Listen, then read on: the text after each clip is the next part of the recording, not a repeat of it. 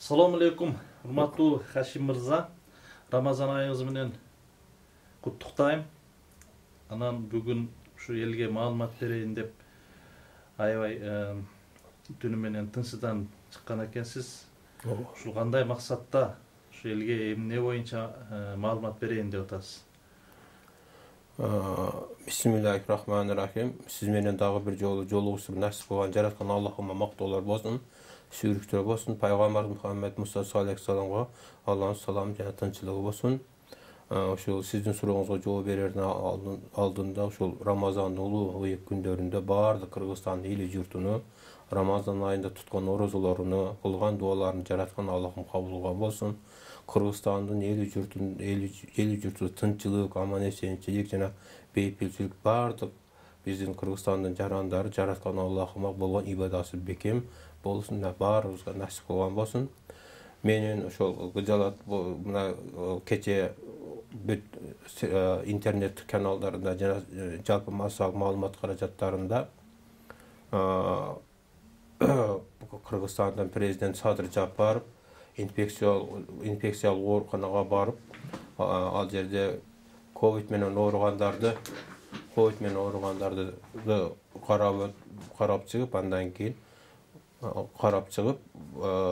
ошол башталыш оору биринчи, экинчи стадия болгон ооруларда кыргыз врачтары кайсы бир дарыга жакшы дары тапкандыгы жөнүндө кабар берди.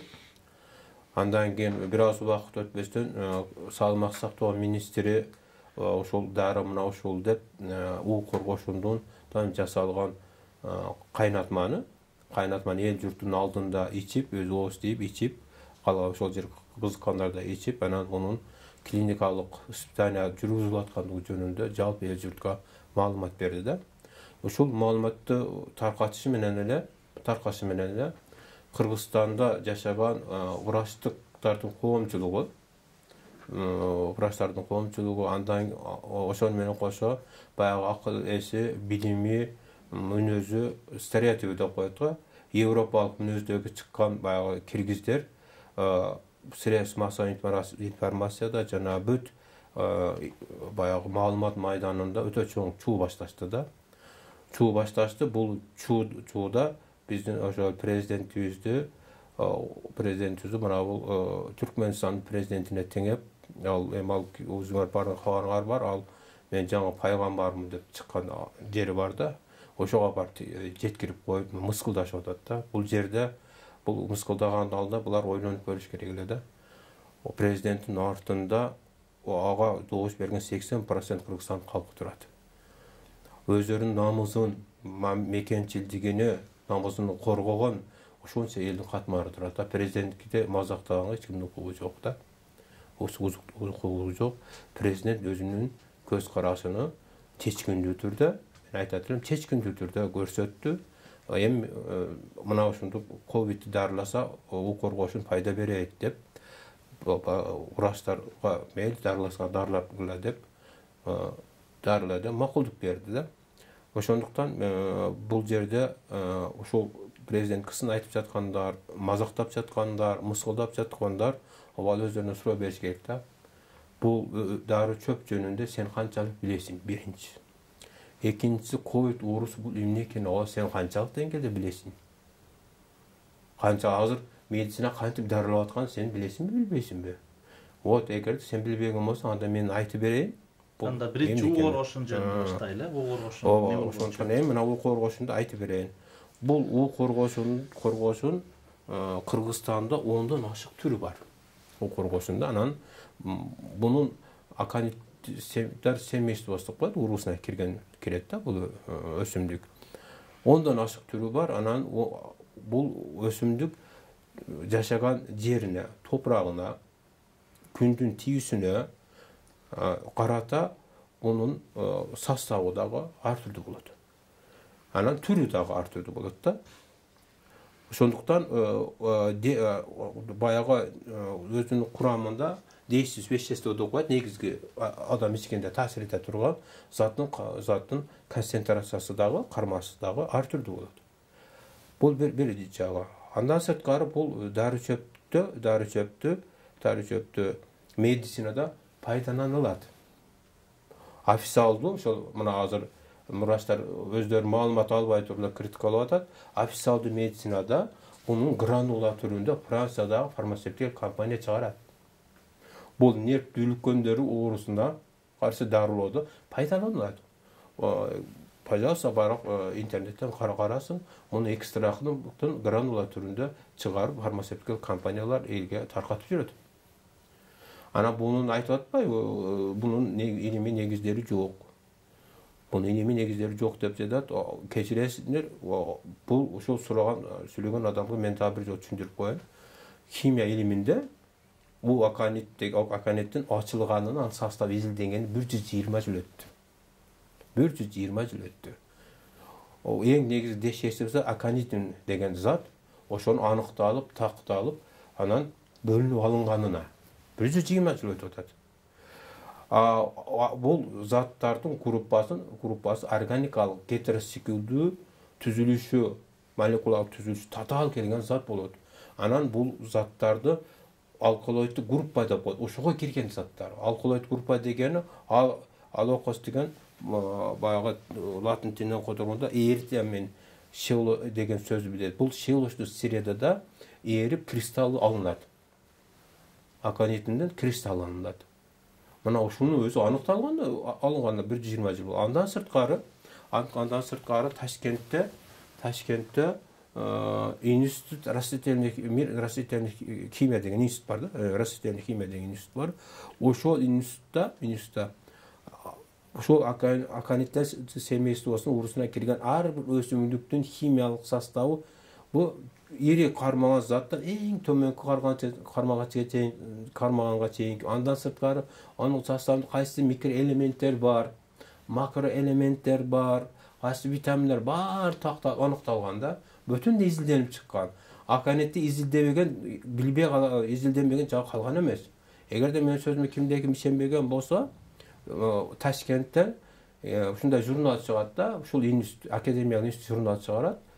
Химия природных соединений деген журнал чыгарат да. Ошол журналды интернеттен таап, же болбосо акчасы бар Ташкентке барып библиотекасына кирип окусу, ушул журналда ушунун акониттин химиялык составы, кандай заттар бар экени, кантип изилденген, кантип аныкталган, кантип такталгандыгы жөнүндө бүт маалыматтарды окуп алса боло берет. Ошондуктан мунун бүтүндө илимий базалар баардыгы түзүлүп бүткөн да. Илимий базалар баардыгы түзүлгөн. Мен илимий базалар түзүлүп бүткөн деп айтканымдын себеби буга фармакопейный статьяга кылып, азыркы дары-дармектер чыгаруунун баягы нормативдик процесси бар да. Бул нормативдик процесс болуш үчүн бунун илимий негиз болуш керек да. Бул илимий негиз толук бар да. Муну мына фармакологический комитет бар, фармакопейный дагы комитет бар, департамент лекарственного обеспечения и медицинской техники. Булар bunun ошол фармакопейный статьясын иштеп, андан кийин фармакология инструкциясын иштеп, элдин пайдалануусуна жол ачыш керек да. Эгерде булар бизде илимий база жок дей турган болсо, мен азыр айттым, барып Ташкентке барып, ошол институттун библиотекасына кирип, таанышып, керектүү материалды алып келип, бунун укуктук норматив база документтерин түзүп тикелеш керек. Бул сиз ошол немелерди окугансыз, ошол маалыматтарды? Мен ошол журналды окуп жүрөсүз? Мен мына бул азыр айтып аткан менин сөзүм бул 30 жыл мурдагы алган маалыматым. Мен кабарың бар, мен өз химиялык факультет специалистим, химикмин да. Ана мен ошол студенттик мезгилде лабораторияда иштегенмин. Химия природных соединений деген биз ошол журналдарды окуп жүргөнбүз. Анан кийиндери да окуп калат элек, учурап калганда. Эгерде кимде-ким кызыккан адамдар болсо, пожалуйста, менен Ташкентке барсын дагы, ошол институттун библиотекасында бир жума иштейбиз. Менин орточо. Мүмкүн 3 күн, 4 күндө бүт маалыматтарды топтоп алып келип беребиз. Ошондой мүмкүнчүлүгүбүз бар да. Так. Бул эми илимий негизи. Эми ушул коргоошундун медицинада канчалык пайдасы бар? Ушуну айтып берейин. Чындыгында эле өзү атап өткөндөй, аконитин бул уулуу зат өзү. Чындыгында ушундай уулуу зат, муну уулуу зат болгондуктан бул колдонууда муну ойлонуш керек. Ойлонуп колдонуш керек. Ошон муну мына бул медицина такыр эле өзүнө тартпайт дагы табыпчылык, Кыргыздагы азыр мына көптөгөн табыптар, жок дегенде 10дан ашык табып, у коргошу менен көптөгөн бейтаптарды дарылайт да. Алар кантип жасап алганды да үйрөнүшкөн, кандай дозада бергенди да үйрөнүшкөн, кантип дозасын көбөйтүп, кантип азайткан баарын билишет. Тескеринче ошол мына баягы сындап жаткан адамдар ошо таптардан барып сурап, ошону китепке түшүрүп, нормативге түшүрүп, ошону клиникалык практикада пайдаланыш керек. Себеби мына ушул таптарды көп адамдар дарылаган. Кызыкса, ошол бул коргоштун дарыларын сакайган, мисалы рактын ооруларына пайдаланылат да. Тери ооруларына пайдаланылат. Ошону айыккан адамдар менен да учурашып, мынакей клиникалык доказательство издеген болсо, мына толуп турат да. Бар да. Клиникалык доказательство жок деп издеп аткан болсо. Эми бул заттын медицинада кандай адамдарды кандай таасир этет? Айрыкча аконитум составында 3-4 бар. Азыр мен интервью арасында эсиме түшсөм, калгандарды айтамын. Бул зат мындай таасири бар да. Эң биринчи таасири бактерицидтик касиетке болот. Бактерицидтик касиетке дегени бул адамдын организминде бактериялар жайгашканда жашайт көп микрофлора катары жашайт да. Микрофлора катары жашайт, бактериясы жок, адамдын өзү жок да. Ушундай. Так, биринчиден. Экинчиден, президент ошол мурда укканбыз дейм, средства массовой информацияда, түрмөдө жатканда ошол баягы пандемия үчүн у коргоосун өзү ичип, өзү менен кошо жаткандарга ичип, көбүн өмүр сактап калдым деген сөзүн биз баарыбыз укканбыз да. Эми ковидке бул пайдаланган жөнүндө сөз болуп атпайбы? Эми ковидке кандай таасир этет? Мен ушуну түшүндүрүп берейин.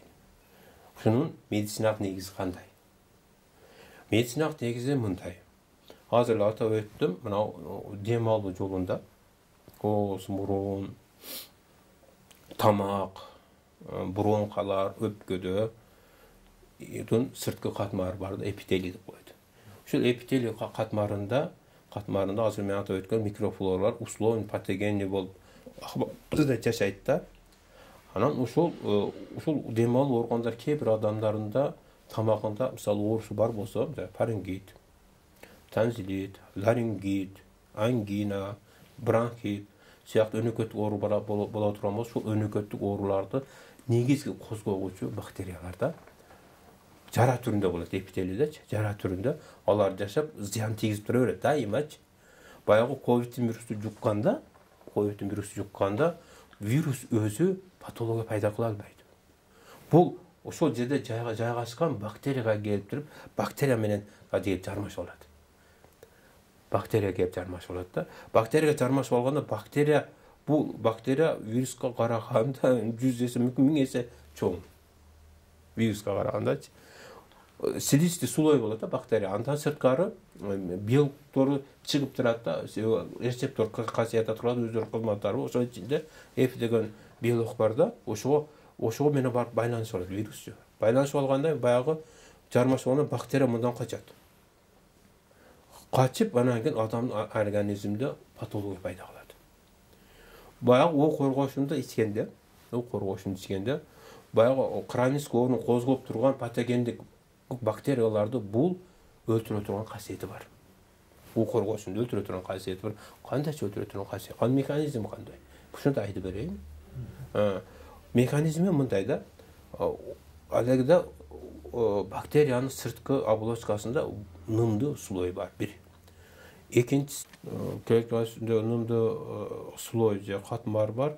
Ошол катмар менен кошо клеткалык оболочкадан оболочка менен туташкан Т деген белковый структура бар да, узун чынжырлуу белковый структура бар. Ошол Т белковый структура ушул бактериянын вирулентность деп коет да, патогендик сыпатын берет да. Ушул коргоошундун составында уулуу заттар ушул Т белоктун структурасыны денатурацияга алып барат. Денатурация деген белковый структурасыны бузулушуна алып барат дагы вирусту вирулентностун кескин түрдө төмөндөтөт, keskin түрдө төмөндөтөт жана патология пайда кылуу жөнөмдүүлүгүн жоготот да. Мына ошол жоготкон ушудан пайдаланып адамдын организминдеги биринчилик иммундук система бар. Бул биринчи иммундук система ошол биз азыр баягы айтып өткөн эпителий слоюнда жайгашкан макрофагдар клеткалардан, дендрит клеткалардан жана лимфатикалык жидкость менен кан менен келип кетип турган Т жана Б лимфоциттер жана алар туындулары бар да. Мына ошолар биринчи иммундук системаны коргойт да. Мына ошол баягы Т белогу, азыр айтып өткөн Т белогу антифагоцитный касиетке ээ да. Антифагоцит касиетке дегени келген баягы иммундук системага, иммундук система бул фагоцитоз жолу менен көпчүлүгү инфекцияны өлтүрөт да, фагоцитоз жолу менен. Ушуга жол бербейт. Көрдүңөр, жол бербейт. Баягы коргошундагы заттар ушул Т белокту денатурация кылып коет. Свойствосын жоготуп коет да. Жоготуп койгондо, бул вирулентность жоголгондон кийин фагоцитоздун касиети Т белок жоголгондон кийин алыгы иммундук система мына ушул бактерияны фагоцитозун соруп туруп, эритип туруп организмден жок кылат да. Көрдүңөр, ошондуктан мен айтат элем, бул бүт клиникалык мен ушул эле коргошунду мындай тартипте бериш, пайдаланыш керек да. Биринчи орунда ошол пациенттерден мазок алыш керек да. Тамактан мазок алыш керек дагы. Манан мазокто ошол условный патогенный микрофлорага анализ жазыш керек да, мазок. Ошол анализ жазганда ошол кайсы бактериялык үстөмдүк кыла тургандыгын лабораторияда аныкталат. Бир эле мезгилде ошол аныктоо менен бирге анын антибиотиктер чувственности да аныкталат да лабораториядачы. Ошондой жол менен баягы антибиотиктерди бергенде караганда бунун канчалык эффектин салыштырып көрсө болот да. Бул антибиотиктерге караганда эффективдүү, эффективдүү келет да. Мисалы адамдар мен баягы доказательный медицина деген бар да. Мисалы азыр 80% врач критикалап чыгып атпайбы? Өздөрү бул знаниясы жок. Өздөрү бул процессти өзү түшүнбөйт. Эми доказательный медицинанын деңгээлде доказат кылып бериш керек да. Себеби бир мамлекеттин президент бул эл аралык деңгээлде шылдыңдап алганга жеткиришип атат да. Бул кыргыз элинин кадыр баркы келет, намызы бар да бердечи. Мен ошого мен кыжырданып атканым ошол, эмоцияда жүргөнүм ошол азырчы. Ушуну салыштырып туруп, канчалык антибиотик пайдаланганда ошол ковид менен ооругандар канча процент, канча убакыт ичинде, канча дозада, канча убакыт бергенде эффект берди. Ал эми коргошундун тундурмасы канча жол бергенде, кандай дозада, канча убакыт ичинде эффект берди. Салыштырып көрсө болот да, врачтардан комиссия түзүп кылса болот да. Бүт мунун жолдору бар. Көрдүңөр, бүт медицина жоктон белгилеп аныкташтын жолдору бар да. Доказательный медицина далилдеп берсе болот да. Эми албетте ушуну менен кошо эми азыр коомчулук көбү айтышып атат да, Садыр Жапаров ошону ковидти дарылай турган жол дары таптı деп. Ошондуктан мен мындай дагы бир жолу дачкананы түшүндүрүп коеюн. Бул коргошун бул бактериялык касиетке ээ болгондо бул бактерияларды жоготалат. Бактерия жоготалат. Ал эми вирусту жогота албайт. Ушуну белгилеп айтышыбыз керек да. Ушуну ажыратып элге түшүндүрүшүбүз керек да. Түшүндүрүшүбүз керек. Эгерде биринчилик, экинчилик, даже үчүнчүлүк, төртүнчү стадияда ушунда хронический ооруган барларга андан сыртката бир жерин айта кетейин.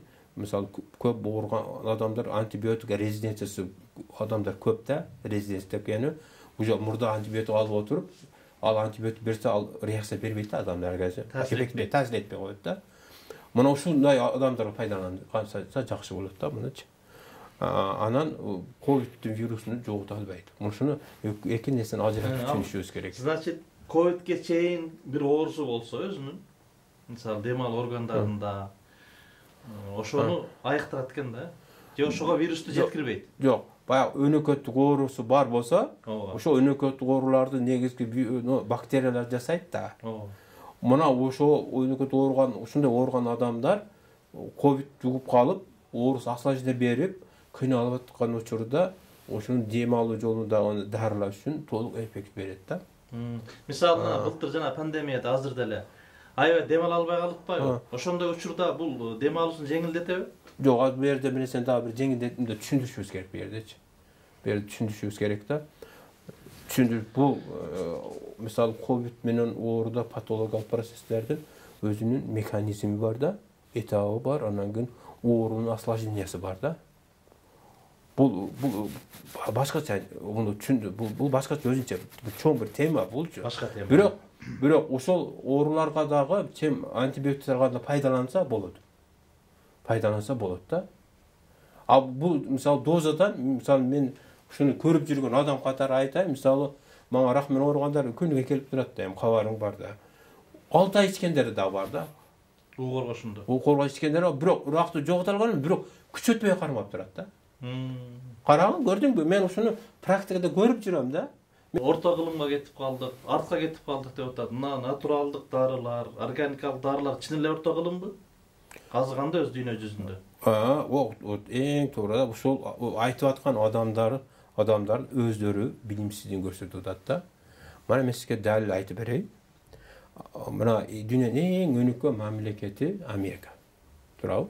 Hazır Amerikada hazır ofitsialdy medisina karagan alternativlik medisina küçüne girip günden günge jandanıp atat.